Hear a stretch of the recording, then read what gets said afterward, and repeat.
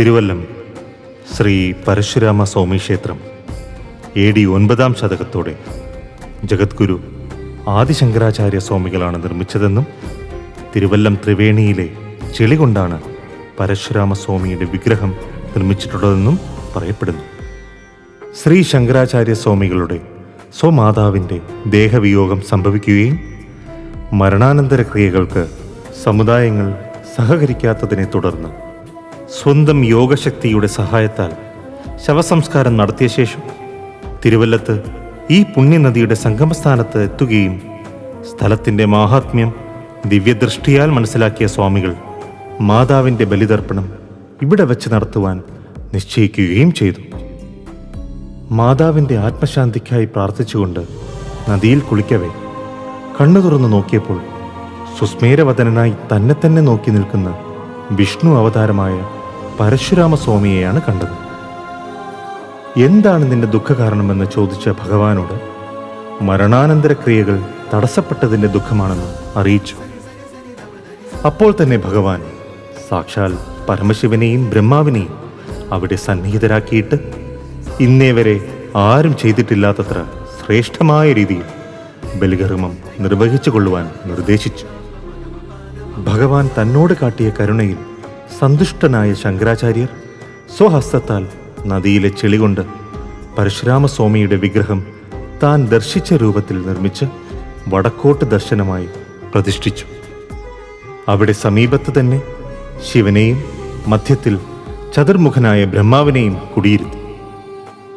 ഈ പുണ്യസ്ഥലത്ത് പിതൃകർമ്മങ്ങൾ അനുഷ്ഠിക്കുന്നവർക്ക് വിശേഷ ഫലസിദ്ധി ഉണ്ടാകുമെന്ന് അനുഗ്രഹിച്ചിട്ടാണ് ത്രിമൂർത്തികൾ അപ്രത്യക്ഷമായത്.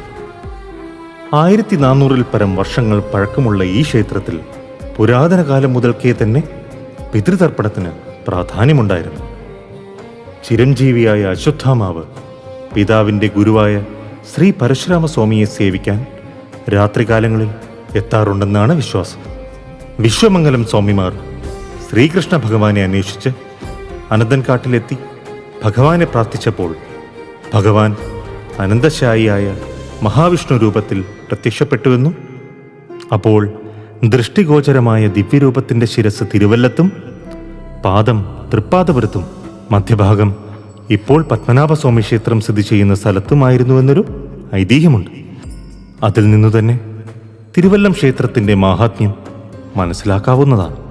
Thiruvallam Sree Parasurama arts and sports club രൂപീകരണത്തിൻ്റെ 20-ാം വാർഷികത്തോടനുബന്ധിച്ച് കുറച്ച് കാര്യങ്ങൾ ഇവിടെ പറയുവാൻ ആഗ്രഹിക്കുകയാണ്.